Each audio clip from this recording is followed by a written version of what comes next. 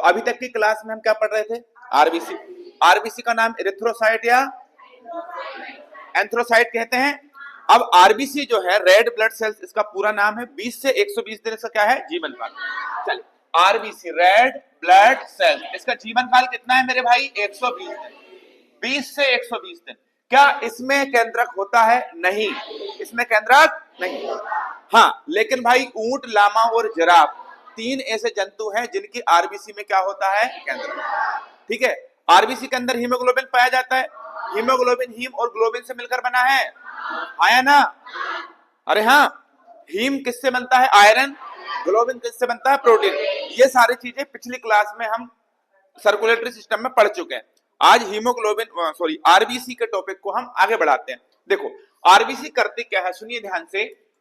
RBC क्या करती है बेटा? इसके अंदर क्या पाया जाता है? हीमोग्लोबिन। आरबीसी के अंदर क्या पाया जाता है? हीमोग्लोबिन। तो आरबीसी रेड ब्लड सेल्स जो होती हैं वो हीमोग्लोबिन के माध्यम से ऑक्सीजन को पकड़ती हैं और कार्बन डाइऑक्साइड को पकड़ती हैं और पूरे शरीर में एक स्थान से दूसरे स्थान तक पहुंचाती है। हाँ या ना? आगे पढ़ेंगे वो कैसे पहुंचाती है। ठीक है, तो समझिए बात को कि आरबीसी हीमोग्लोबिन के माध्यम से, हीमोग्लोबिन और आरबीसी दोनों ही किसमें पाए जाते हैं? रक्त में। भाई रक्त का ही भाग होता है। तो ये भी कह सकते हैं कि आरबीसी जो है रक्त के माध्यम से हमारे पूरे शरीर में ऑक्सीजन सप्लाई करती है। हाँ कि नहीं? अब आरबीसी में कौन होता है जल्दी बताएंगे? हीमोग्लोबिन होता है। आरबीसी में कौन होता है? हीमोग्लोबिन। तो आपसे एक क्वेश्चन पूछा जाता है, बड़ा प्यारा क्वेश्चन है। पूछा यह जाता है कि आरबीसी में हीमोग्लोबिन होता है, तो हीमोग्लोबिन एक बार में ऑक्सीजन के कितने परमाणु लेकर जाएगा? आपको बताना है 4। क्या बताना है? 4। हीमोग्लोबिन एक बार में कितने ऑक्सीजन के परमाणु लेकर जाता है? 4। यस और नो? अब एक बात को ध्यान से समझिए। अगर मैं आपसे बात करूं कि भाई कार्बन के साथ अगर ऑक्सीजन मिलती है तो क्या बनता है? क्या बनता है? CO2, जिसे हम क्या बोलते हैं? कार्बन। क्या बोलते हैं? कार्बन। लेकिन अगर C के साथ O मिलता है तो इसे हम क्या बोलते हैं? CO। क्या बोलेंगे? Carbon monoxide. क्या बोलेंगे? क्या बोलेंगे? कार्बन। अब एक बात सुनो जरा, मेरी बात ध्यान से, कि भैया बिल्कुल ध्यान से समझना। अगर आप एक कमरे में सो रहे हैं, अगर आप क्या कर रहे हैं? एक कमरे में सो रहे हैं, तो कमरे में सो रहे हैं और दरवाजा कैसा है? दरवाजा कैसा है? खुला हुआ। मान लीजिए दरवाजा कैसा है? खुला हुआ। तो दरवाजा अगर खुला हुआ है ना, तो कार्बन के साथ क्या मिलेगा? ऑक्सीजन। ठीक है, तो क्या बनेगा भैया? Carbon dioxide. क्या बनेगा? कार्बन। लेकिन कमरा अगर पूरी तरह से एयर टाइट है, पूरी तरह से एयर टाइट है और उसमें 10-20 लोग सो रहे हैं, सबकी डेथ हो जाएगी। क्या हो जाएगा? सबकी डेथ हो जाएगी। देखो भाई यहां क्या बन गया? Carbon dioxide. यहां क्या बना? Carbon dioxide. लेकिन अगर कमरा पूरी तरह से बंद है तो ऑक्सीजन का पूरा पूरा अणु नहीं मिल पाएगा, इसका आधा अणु ही वहां पर मौजूद होगा। सांस तो व्यक्ति लेगा, लेकिन उसके साथ कहानी ये हो जाएगी कि ऑक्सीजन का केवल कितना अणु मिलेगा उसको? आधा। कितना मिलेगा? आधा। तो ऑक्सीजन का जब आधा अणु मिलेगा तो आधे का कोई मतलब होता नहीं है, ये बटे का 2 कहां जाएगा? तो इससे जो बॉन्ड बनेगा वो बनेगा CO, जैसे हम बोलेंगे कार्बन मोनोऑक्साइड। इसीलिए ध्यान रखिए, कमरा पूरी तरह से बंद करके नहीं सोना चाहिए, क्योंकि यहां क्या बन जाता है? Carbon monoxide. अब कार्बन मोनोऑक्साइड आगे चल के आपकी सांस के माध्यम से आपके शरीर में जाती है और शरीर में जाकर आपके रक्त से मिलती है कार्बन मोनोऑक्साइड। अब जब ये रक्त में मिलती तो ध्यान रखिए, ऑक्सीजन से भी ज्यादा तेज कार्बन मोनोऑक्साइड मिल जाती है। कार्बन डाइऑक्साइड से भी ज्यादा तेज कार्बन मोनोऑक्साइड आपके ब्लड में मिलती है, बहुत स्पीड से मिलती है। किससे मिलती है? बहुत। अच्छा देखो, इसको भी हम फार्मूले के माध्यम से समझते हैं कि भैया होता क्या है। ध्यान से समझिए कि कार्बन मोनोऑक्साइड जब आपके हीमोग्लोबिन से मिलेगी, किससे मिलेगी बेटा? हीमोग्लोबिन से, तो क्या बनेगा?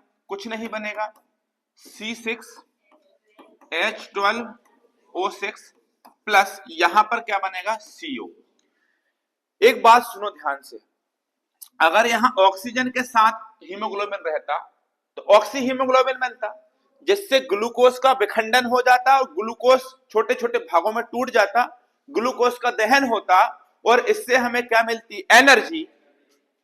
और हमारी सभी कोशिकाओं के पास पर्याप्त मात्रा में ग्लूकोज और ऑक्सीजन पहुंच जाता और हमारे शरीर की कोशिकाएं काम करती। अरे हाँ या ना? लेकिन यहां पर समस्या ये हो रही है मेरे दोस्त कि कार्बन मोनोऑक्साइड गई है आपके शरीर में ऑक्सीजन की जगह पर, जिससे ग्लूकोज का दहन नहीं हुआ और आपकी जो कोशिकाएं हैं शरीर की, इनको पूर्ण मात्रा में ग्लूकोज का दहन नहीं हुआ या पूरी तरह से इनको ग्लूकोज नहीं मिला। तो ग्लूकोज नहीं मिलेगा तो आपके शरीर की जो कोशिकाएं हैं, आपके शरीर की जो सेल हैं, क्या ये काम कर पाएंगी? नहीं, ये काम करना क्या कर देंगी? बंद।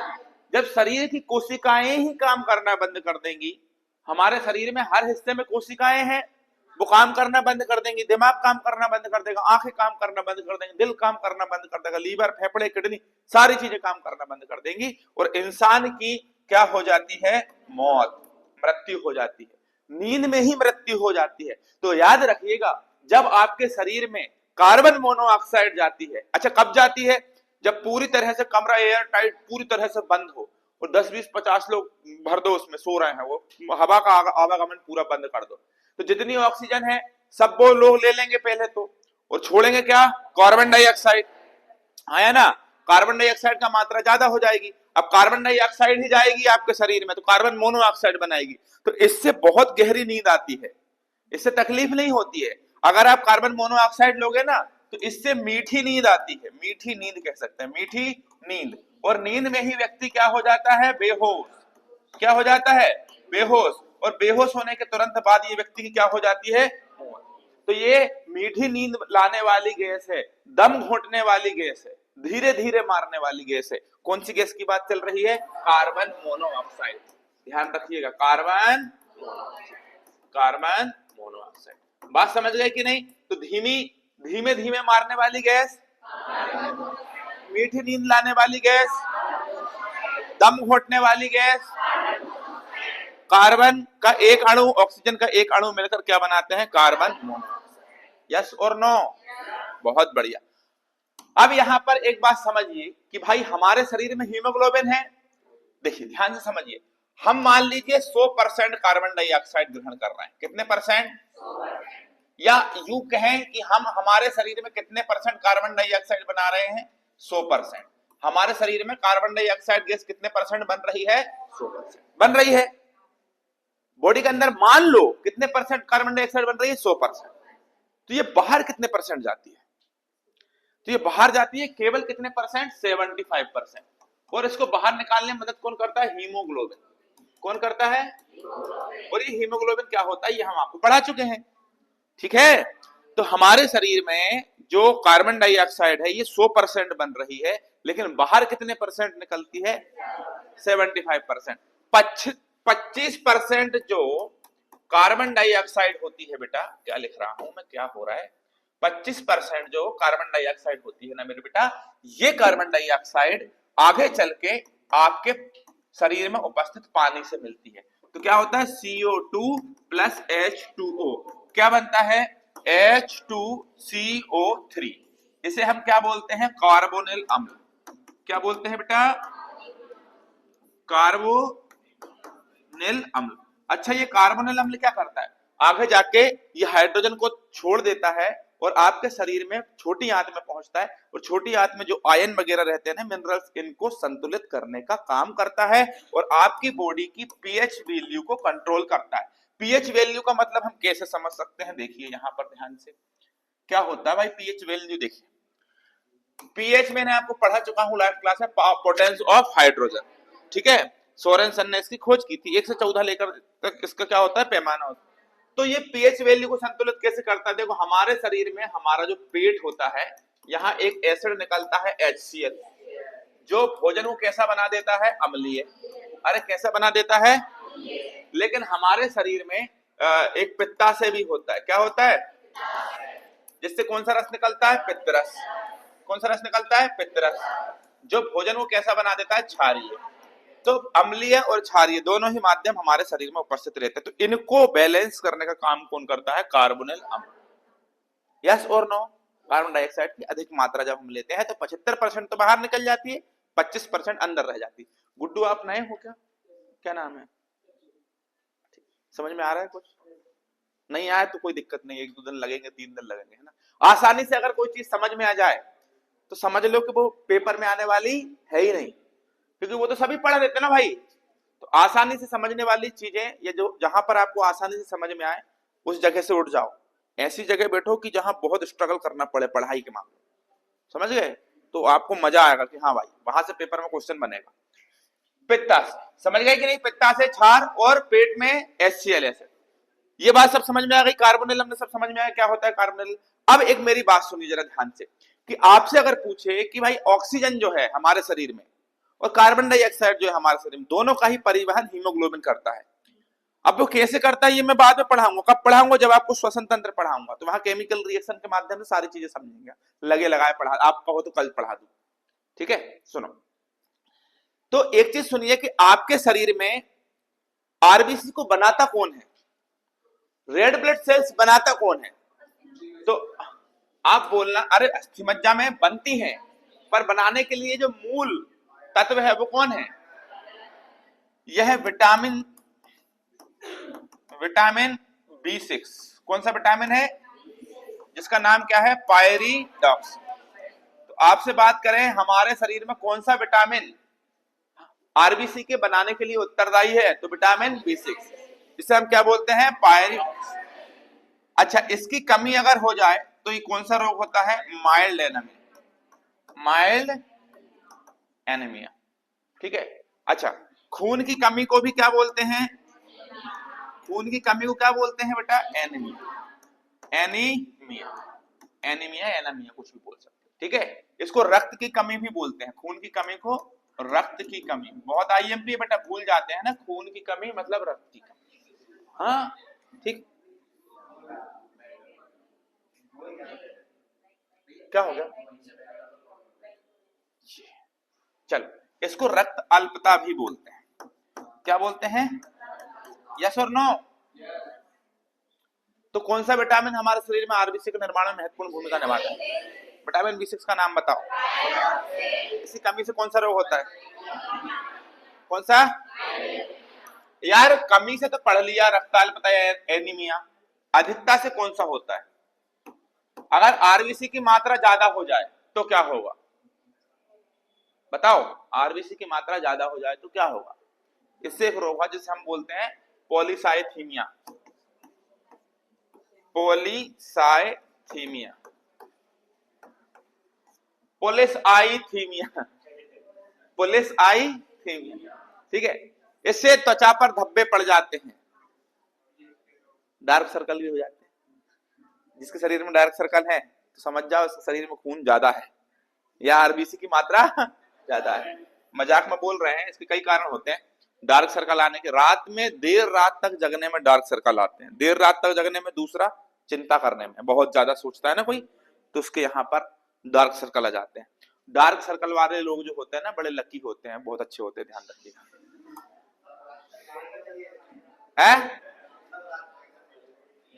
देखो, सिकल सेल एनीमिया ये एक रोग है, ध्यान रखिए। सिकल सेल एनीमिया ये कौन सा रोग है? ये एक अनुवांशिक बीमारी। कौन सी बीमारी है? अनुवांशिक बीमारी। अच्छा, क्यों है मेरे भाई अनुवांशिक बीमारी? क्योंकि इसमें जो आरबीसी का आकार होता है ये कैसा हो जाता है? चांद के समान हो जाता है। कैसा हो जाता है? चांद।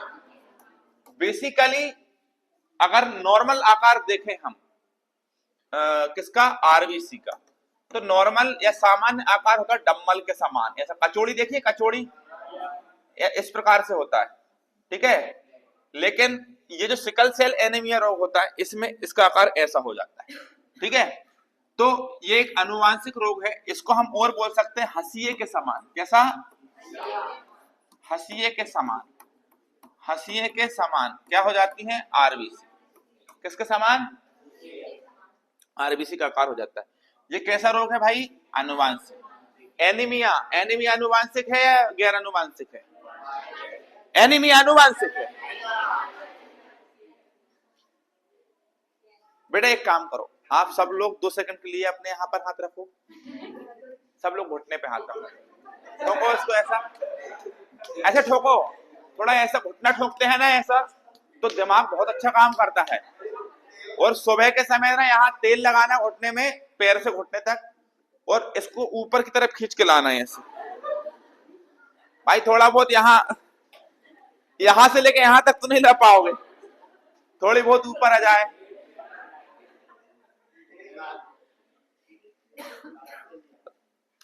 भाई तुम्हारा नाम क्या है? हाँ तुम अभी नाम बताया था, अज्जू। अज्जू भाई तुम कोचिंग छोड़ दो, या तो पर्सनल पढ़ने मुझसे, इन लोगों के साथ बैठोगे ना इनके जैसे हो जाओगे, फिर घुटना ठोकना पड़ेगा आपको। कल से आज तक पढ़ा रहा हूँ एनीमिया के बारे में, लेकिन भाई अभी सबके सब अभी बोल रहे हैं कि वो एनीमिया क्या एनीमिया अनुवांशिक रोग है क्या है? कैसा रोग है भाई? जी जी तुम कितनी अच्छी लगती है, तुमको बताना चाहिए। टी शर्ट कहाँ है तुम्हारी? एक्सचेंज में है।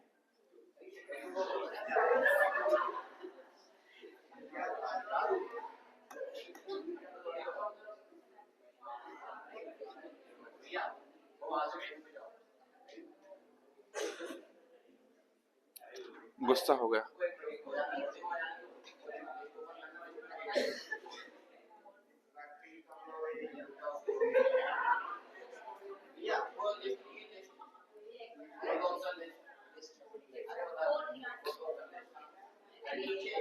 ये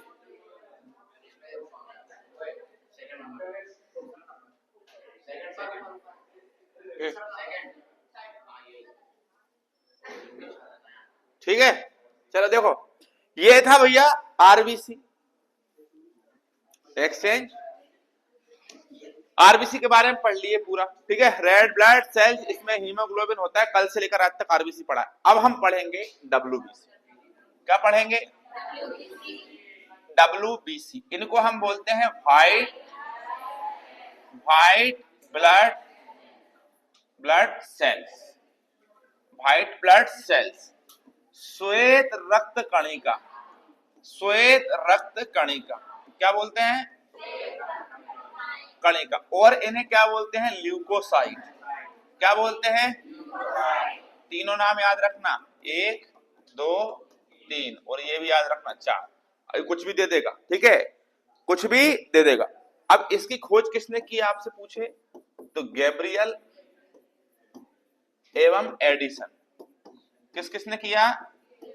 गैब्रियल एवं एडिसन, 2 वैज्ञानिकों ने मिलकर इसकी क्या की थी? खोज। ये आकार में बड़ी होती है। काय में बड़ी होती हैं? किसकी तुलना में? आकार में बड़ी। आरबीसी आकार में छोटी, डब्ल्यूबीसी बड़ी, आरबीसी छोटी, डब्ल्यूबीसी बड़ी, आरबीसी छोटी, डब्ल्यूबीसी बड़ी, आरबीसी छोटी। ध्यान रखना, आरबीसी डब्ल्यूबीसी प्लेटलेट्स में सबसे बड़ा कौन होता है? डब्ल्यूबीसी। सबसे छोटी कौन होती है? लेकिन अगर आपसे पूछा जाए कि संख्या किसकी ज्यादा, संख्या किसकी ज्यादा, तो संख्या किसकी ज्यादा होती है? आरबीसी।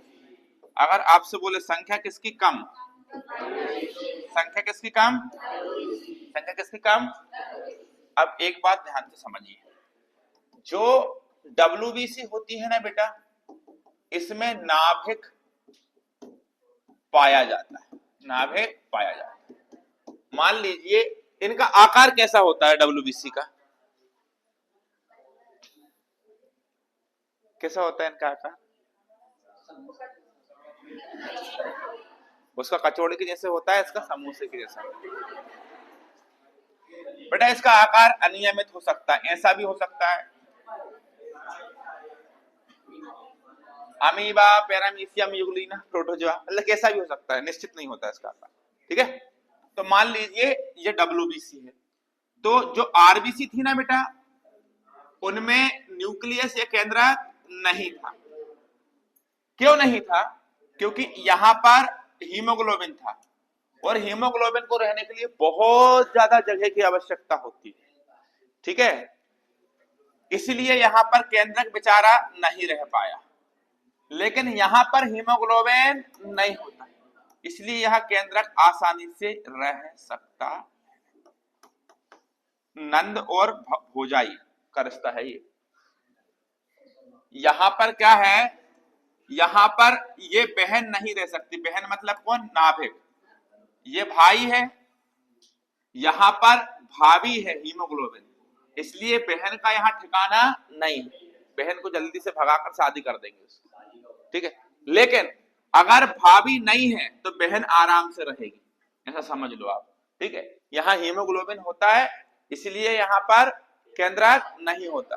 यहाँ हीमोग्लोबिन नहीं होता इसलिए यहाँ केंद्रक रहता है। जब केंद्रक रहता है ना मेरे बच्चे, तो हीमोग्लोबिन नहीं होता, और हीमोग्लोबिन के कारण ही हमारे रक्त का रंग लाल होता है या आरबीसी का रंग लाल होता है, हीमोग्लोबिन के कारण, हाँ या ना। लेकिन यहाँ तो हीमोग्लोबिन है ही नहीं, तो क्या इसका रंग लाल होगा? नहीं। इसका रंग कैसा होगा? श्वेत। कैसा होगा? क्योंकि इसमें हीमोग्लोबिन नहीं होता। अच्छा, तो क्या इसके अंदर न्यूक्लियस होता है? अरे होता है, हाँ नाभिक होता है। तो नाभिक होने के कारण ये प्लीहा में जाकर नहीं मरती, ये कहां मर जाती है? रक्त में ही मर जाती है। कहां मर जाती हैं? रक्त में ही मर जाती हैं। और इनका अगर पुनः निर्माण करना हो तो कहां होता है? रक्त में ही होता है। इनका पुनः निर्माण भी कहां होता है? रक्त में ही होता है। सर मजा आ रहा है, नई चीजें सुनने को मिल रही हैं, जानने को मिल रही।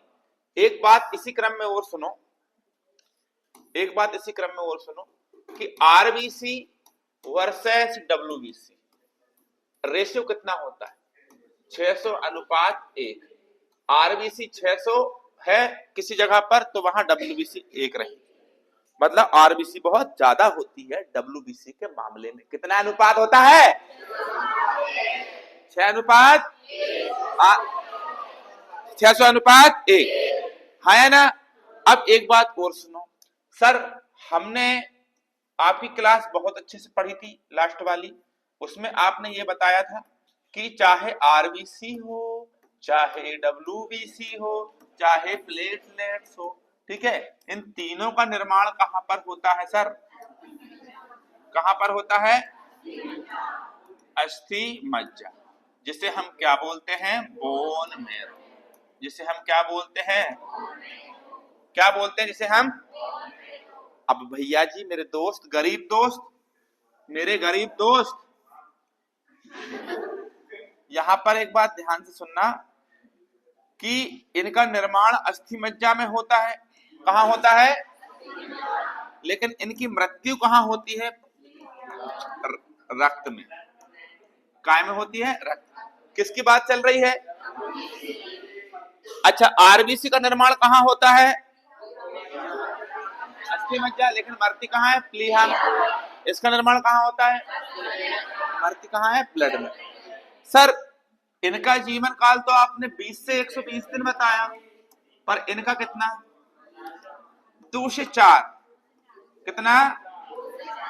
कितना बेटा?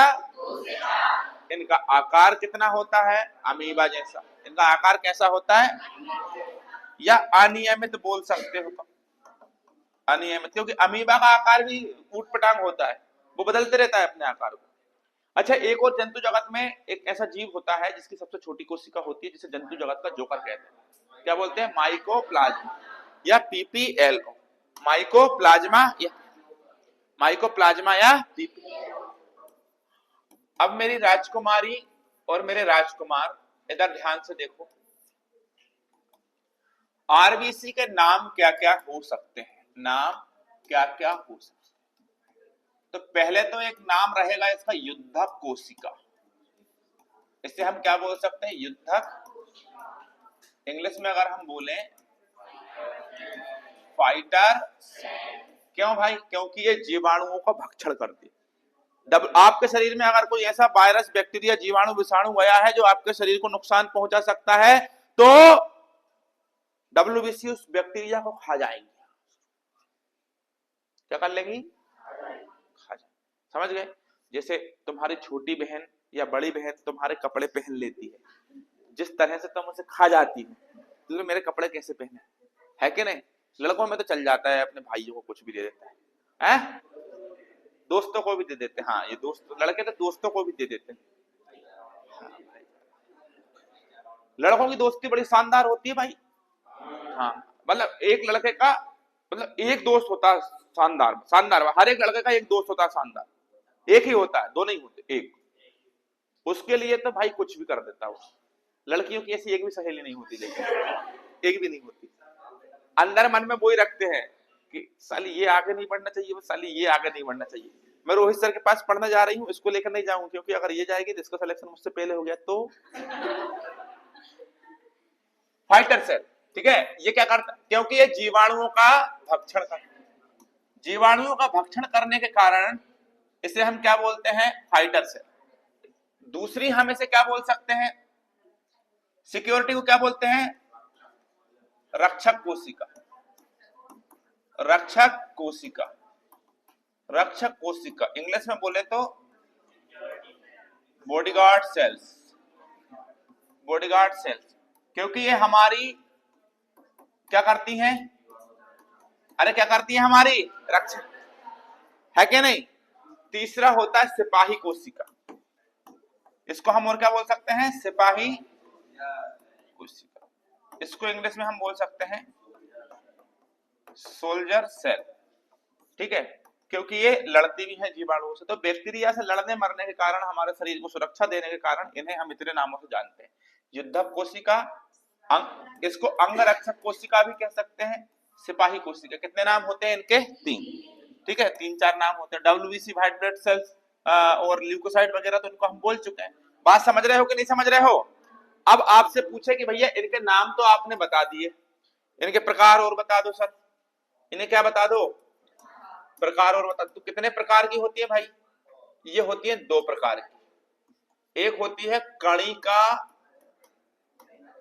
में WBC मतलब, और दूसरी होती है अकणिका में WBC। कणिका में मतलब ग्रेन्युलोसाइट, और अकणिका में मतलब एग्रेन्युलोसाइट।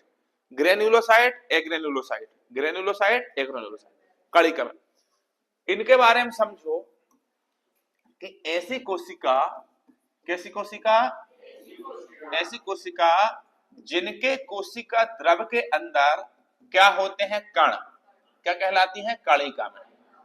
और ऐसी कोशिका जिनकी कोशिका द्रव के अंदर क्या नहीं होते, कण, कण नहीं होते, उन्हें क्या बोलेंगे, आकण, ठीक है। चल, तो अब हम इनके प्रकारों को पढ़ते हैं। क्या पढ़ते हैं बेटा, अब इनके, अब हम पढ़ेंगे इनके प्रकारों को। चलिए अगली स्लाइड पे चल देते हैं ना यार, चलिए अगली स्लाइड पे। ठीक, देखो सबसे पहले मैं आपको पढ़ाऊंगा कणिका में, कणिका में WBC। अच्छा देखिए, इसके कितने प्रकार होते हैं, 3। एक होता है अम्लीय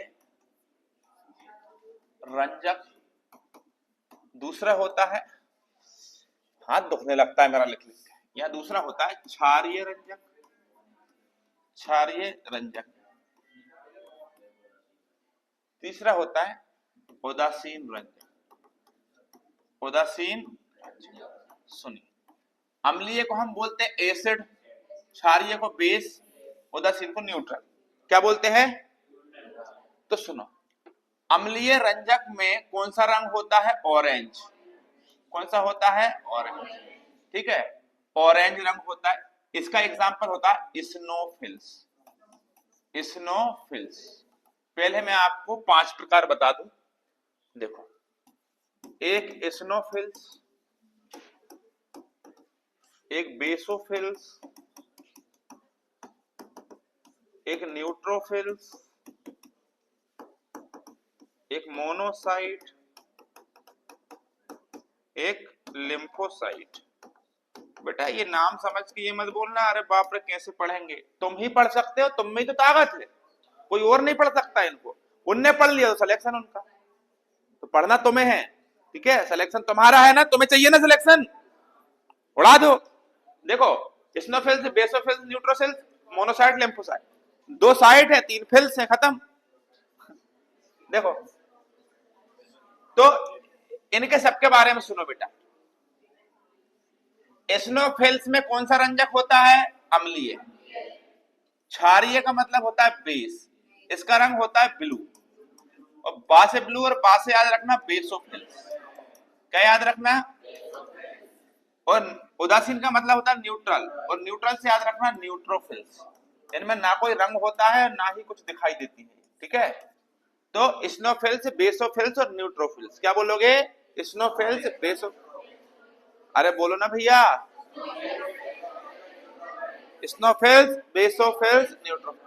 अम्लीय। आपसे पूछे, एक ऑप्शन और दे दिया, यहां पर एक ऑप्शन और दे दिया, लिम्फोसाइट लिख दिया, लिम्फोसाइट। और ये चार ऑप्शन दे दिए, ए बी सी डी, और पूछ लिया इनमें से कौन सा क्षारीय है, तो आप, ठीक है। तो इस तरह से क्वेश्चन आ सकते हैं, ठीक है, आ सकते हैं। हालांकि इतना कोई नहीं पढ़ता जितना तुम पढ़ते हो, लेकिन आ गया तो क्या करेंगे? तो इसलिए पढ़ना है आपने, ठीक है। क्या करना है? इसलिए क्या करना है बेटा? अरे बोलते क्यों नहीं हो? Very good. अब ये हो गया कौन सा? कणिका में। अब देखो बचे हुए जो दो होंगे, ये कौन होंगे? आकणिका में। तो आपसे पूछे आकणिका में, आकणिका में WBC के प्रकार बताओ। तो आप क्या बताओगे? एक सर मोनोसाइट है और एक क्या है सर? लिम्फोसाइट। ठीक है मनीष, नहा धो के आया करो बेटा। मनीष तुझे बोलने पर, कुछ भी बोलने पर इतनी सारी क्लास बचती क्यों? अच्छा, और कोई नहीं बोल पाता, क्या बात है, मतलब I am someone special for you, से यस। चलो देखो, यहां देखिए, भाई है मेरा, आई लव यू मनीष। देखो यहां, देखो 5 चीजें बताई, स्नोफिल्स, बेसोफिल्स, न्यूट्रोफिल्स, मोनोसाइट और लिम्फोसाइट। अरे हाँ या ना? बुरे मुंह की बोलती नहीं, नोट्स चालू करो, बंद करो नोट्स सब, बंद करो नोट्स, नोट्स सब बंद करो। देख देख के आगे जाके बोल रहे हो तभी, है ना? हाँ, जिनके पास नोट्स नहीं है ले लो, हम दे देंगे, ठीक है। चलो, सबसे अच्छे नोट्स हैं इंडिया के, हमने बनाए हैं बायोलॉजी। हमने नहीं बनाए, हमारे किसी खास व्यक्ति ने बनाए थे। चलो देखो, यहां देखिए, हाँ देखिए, अब स्नोफिल्स, बेसोफिल्स, न्यूट्रोफिल्स, मोनोसाइट्स, लिम्फोसाइट 5 प्रकार की होती हैं। लिख दो यहां, देखो पहला क्या लिखेंगे? स्नोफिल्स, फिर बेसोफिल्स, फिर न्यूट्रोफिल्स, न्यूट्रोफिल्स, फिर मोनोसाइट, फिर लिम्फो, लिम्फोसाइट, लिम्फोसाइट। अब आपसे बात करें कि भैया हमारे शरीर में सबसे कम कौन है? आप बोलना भाई, हमारे शरीर में सबसे कम कौन है? हमारे शरीर में सबसे कम कौन है? सबसे कम कौन है? सबसे ज्यादा कौन है? सबसे ज्यादा कौन है? सबसे ज्यादा कौन है? सबसे बड़ा कौन है? सबसे छोटा कौन है? सबसे छोटा कौन है? Lymphocyte, lymphocyte. बोल तो रहे हो, यहां रखना, यहां नहीं, सॉरी यहां रखना, घुटने के पास। सबसे ज्यादा कौन है?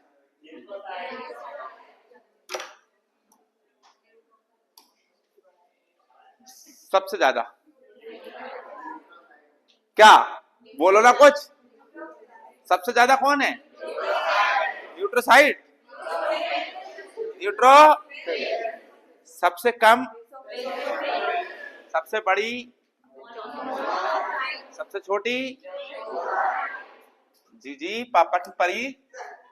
चल आगे जाना, यही है ना? चल, समझ गए कि नहीं? अरे हाँ या ना? अरे हाँ। चलो सुनो, अब मैं इनके कार्य बताना आपको चालू करता हूं। इनके क्रियाक्रम आपके सामने खोलने का प्रयास कर, उससे पहले पानी पी लो थोड़ा सा। चलो WBC का फुल फॉर्म बताओ। जीवन काल,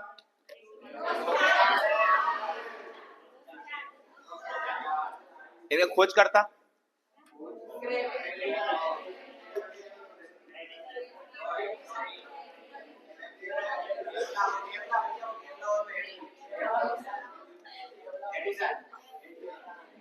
देखो, सबसे पहले बातें नहीं, न्यूट्रोफिल्स और मोनोसाइट। बड़ा अच्छा लगता है मुझे तुमको पढ़ाना, और मेरा बस चले तो मैं जीवन भर तुमको ऐसे ही पढ़ाते रहूं, लेकिन मैं नहीं चाहता, क्योंकि मैं ये चाहता हूं कि जल्दी से जल्दी 2-4 महीने आप पढ़ के और सिलेक्शन ले, फिर जल्दी शादी करो, आपके बच्चे हों उनको पहुंचाओ, बस फिर उन्हीं को पढ़ा पाऊंगा, तब तक मैं भी हो जाऊंगा अभी 30 साल का, मतलब 50-60 साल का हो जाऊं, 50-60 साल का हो जाऊं, 20-25 साल का था अभी। न्यूट्रोफिल्स और मोनोसाइट, सुनिए ये हमारे शरीर में करती क्या है। जैसे ही आपकी बॉडी में कोई बैक्टीरिया गया, ये देख लेती हैं कि ये, जैसे आपका घर है, आपके घर में आपके खास मेंबर आपके पापा, आपकी मम्मी, सबके साथ यही है, पापा मम्मी या दादा दादी अगर किसी के हैं तो, पापा मम्मी भाई बहन, बस 3-4 रिश्ते मेन रहते हैं हमारे घर में। अगर मान लीजिए मैं आ जाऊं तो आप आसानी से पहचान लोगे ये हमारे घर का सदस्य नहीं है, ऐसे ही ये है, हमारा शरीर इनका घर है। हमारे शरीर में अगर कोई बाहरी पदार्थ गया, ये देख लेती है, ओरे भाई जब जे न्यूट्रो, तो ये सुनो, न्यूट्रो बोलेगी मोनो से, अरे मोनू ये कोई बाहरी आदमी आया है, अरे मोनू बोलेगा हाँ बाहरी तो आया, मारो साले को, खचरे को मारना चालू कर देते हैं। ध्यान रखना, बाहरी जीवाणुओं का पहचानने में काम करते हैं, साथ में उसको अटैक करके उसको क्या कर देती है, उसका भक्षण कर देती है, उसको मार देती हैं, ठीक है। और अगर उसे नहीं मार पा रही, भाई कई बैक्टीरिया बहुत खतरनाक होते हैं, नहीं मरते, वो नहीं मार पा रहे मान लो, तो वो जीवाणु जिस रसायन को हमारी बॉडी में छोड़ता है जिससे हम बीमार होते हैं, उस रसायन से लड़के उस रसायन को खत्म करने का प्रयास करते हैं, ठीक है। तो कौन, न्यूट्रोफिल्स और मोनोसाइट, न्यूट्रोफिल्स और मोनोसाइट, ठीक है। अब आगे हम पढ़ेंगे कौन सा, बेसोफिल्स के काम। बेसोफिल्स क्या करती, बेसोफिल्स कुछ नहीं करती, ठीक है। अज्जू भाई इधर ध्यान दो बेटा, राजकुमार इधर ही ध्यान दो, हमारी तरफ ध्यान दो, नहा धो के पूजा पाठ करके एकदम साफ सुथरे हो गया आपके लिए, आप उधर कॉपी में लिखने के लिए काहे के लिए लिखते हो, नोट्स है ना अपने पास, पैसे दो नोट्स लो। देखो बेसोफिल्स है, आपको पता है कभी कभी ओ माय गॉड मैं थोड़ा धूल में चली गई थी तो मेरी नाक में बहुत धूल चली गई ना, तो मेरे पिंपल उठ गया, और यू नो मेरे को सर्दी हो गई, और कुछ लोगों के साथ ऐसा होता है ना, सर्दी वगैरह हो जाती, गाँव में चले जाते हैं तो होता होगा। अरे गाँव में कुछ नहीं यार, अभी मौसम बदलने वाला है, ठंड से अब सीधी गर्मी पर जब जाएंगे ना, तो मौसम परिवर्तन होता है ना, तो हमको सर्दी जुकाम सामान्य हो जाते हैं, बदलते हुए मौसम में बीमारियां भी बहुत आती है, क्योंकि हमारा शरीर को अब तक दूसरे मौसम की आदत है, पढ़ेंगे आगे भी चल के, वो मौसम बदलता है तो हमारा शरीर बीमार हो जाता है।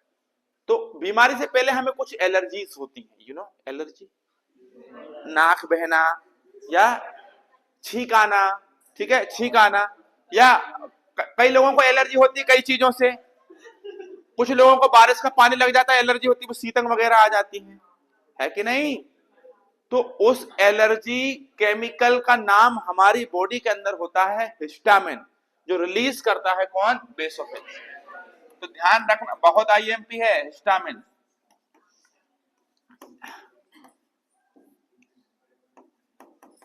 रामजी बाबा का मेला आएगा, बहुत तेज जाओगे तुम, लेकिन यहाँ कोचिंग डेली डेली आने में आपको शर्म आती। एलर्जिक रसायन, हमारी बॉडी के अंदर एलर्जी जो होती है, वो जो ये एलर्जी होती है ना, ये संकेत देती है एलर्जी की, अब आपको कुछ समस्या होने वाली है, अब बीमार होने वाले, सर्दी जुकाम बता देती है। सर्दी जुकाम पहले दिन होता है तो हल्की सी किसी की नाक आने लगती है, ये सर्दी का सबसे शुरुआती लक्षण आपको पता है क्या होता है, मैं ही नहीं बताऊंगा ना, पानी आने लगता है नाक से, गघरा कसड़ी रख दिया करो, बढ़िया भर लेंगे, बढ़िया काम पड़ेगा। पानी नाक से पानी कब से आने लगा भाई, गवर्नमेंट से बोलकर तुम्हारी नाक के नीचे एक डैम बनवा देते, सिंचाई के काम पड़ेगा। चल तो चल हो गया हो गया। एलर्जिक रसायन हमारे शरीर में हिस्टामिन नाम का रसायन होता है, ठीक है। ये छोड़ती कौन है? बेसोफिल्स। एक और यहां पर हम बात कर सकते हैं हेपेरिन। हेपेरिन को निकालने में भी मदद कौन करती है? यही। या बेसोफिल्स किसका निर्माण करती है? हेपेरिन। हेपेरिन क्या है? एक प्रोटीन है सर।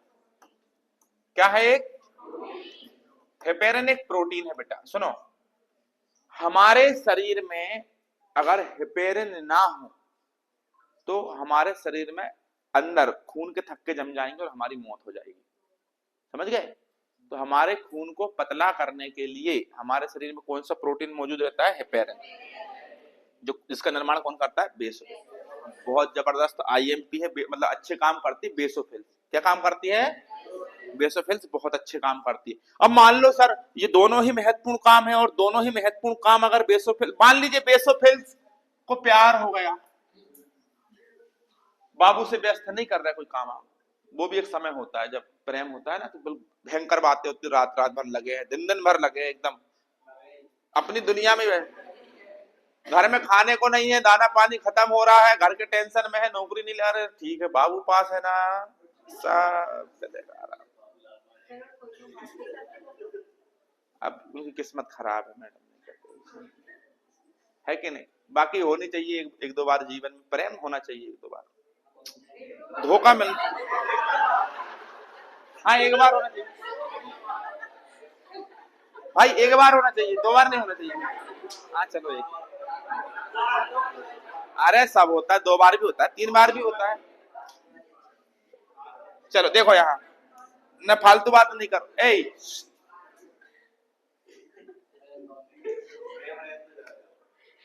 प्रेम अगर हो तो प्रेमानंद बाबा से हो, नहीं तो किसी से नहीं होगा।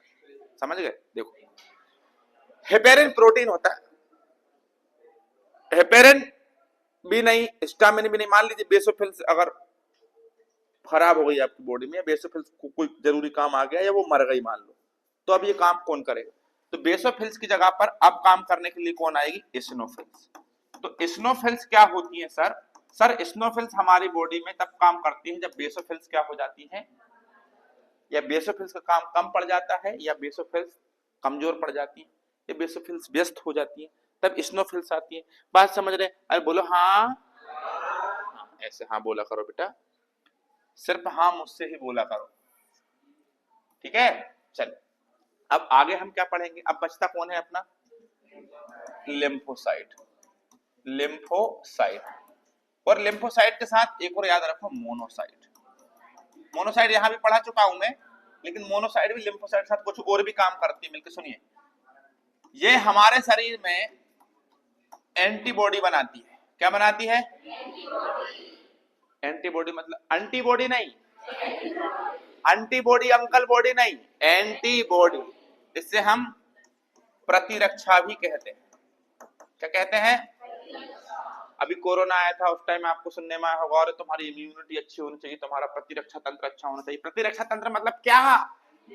मोनोसाइट और लिम्फोसाइट, WBC ये होना चाहिए। ये आपके शरीर में प्रतिरक्षा तंत्र बनाती है, जो रोगों से लड़ती है, जीवाणुओं से लड़ती है, जीवाणुओं को मारती है, बाहरी आक्रमणकारियों से आपकी रक्षा करती। बाहरी आक्रमणकारी चंगेज खान और तैमूर लिंग नहीं है, ठीक है? तो और सुनिए, ये हमारी बॉडी के अंदर मेमोरी सेल्स का निर्माण भी करती हैं। ये क्या होती है? Memory cells. आपके शरीर में एंटीबॉडी अगर कम मात्रा में हुई तो मेमोरी सेल्स जो होंगी आपके शरीर में प्रतिरक्षा तंत्र को बनाने का काम करेंगे। ठीक है? समझ गए कि नहीं? अरे हाँ चलो अच्छा, अब आपसे बात करें सर, सर मत करो अब बात, बहुत देर हो गई। लिम्फोसाइट के कितने प्रकार होते हैं? तो लिम्फोसाइट दो प्रकार की होती है, एक टी लिम्फोसाइट और एक बी लिम्फोसाइट। बीटा सेल वाली लिम्फोसाइट और टी लिम्फोसाइट। सुनो, इनका निर्माण अस्थि मज्जा में होता है। अब अस्थि मज्जा क्या होती है? बार बार पढ़ा चुका हूं, हड्डियों के अंदर बोन मेरो। इनका निर्माण अस्थि मज्जा में होता है और ये परि होती ना, ये बहुत महत्व, यही तो होती है वो, वही तो होती है ये, समझ गए? मतलब रोगों से सबसे ज्यादा लड़ने का काम यही होता है, अस्थि मज्जा। लेकिन ये मैच्योर परिपक्व कहाँ होती है?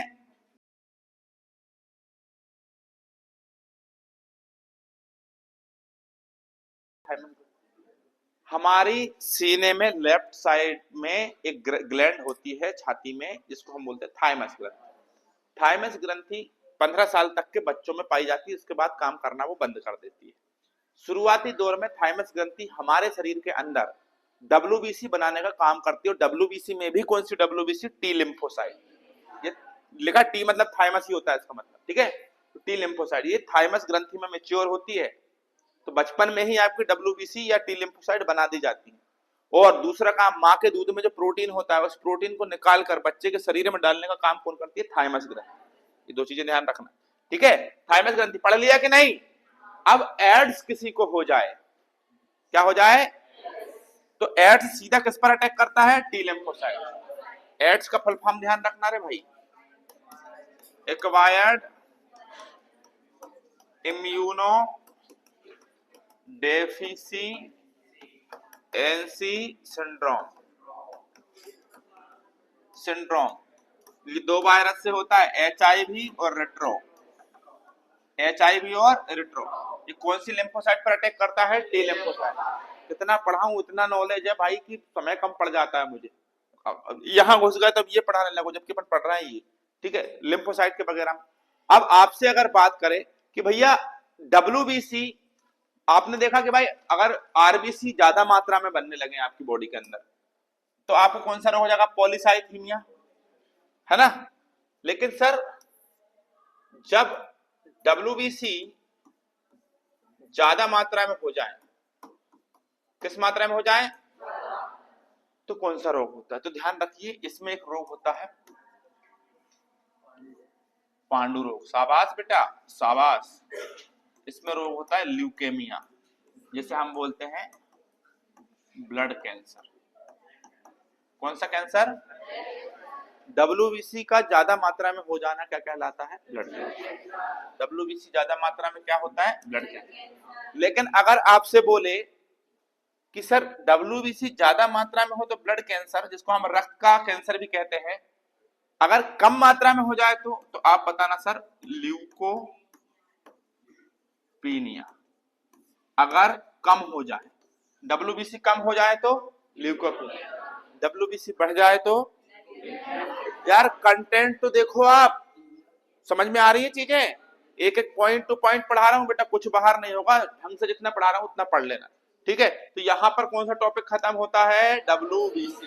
अब क्या पढ़ेंगे? प्लेटलेट्स। कब पढ़ेंगे? कल। तो कल ही कोशिश करेंगे रक्त समूह पूरा खत्म हो जाए, उसके बाद स्वतंत्र पढ़ा दूंगा मैं आपको रेस्पिरेशन सिस्टम, ठीक है? तो तब तक के लिए thank you so much, take care.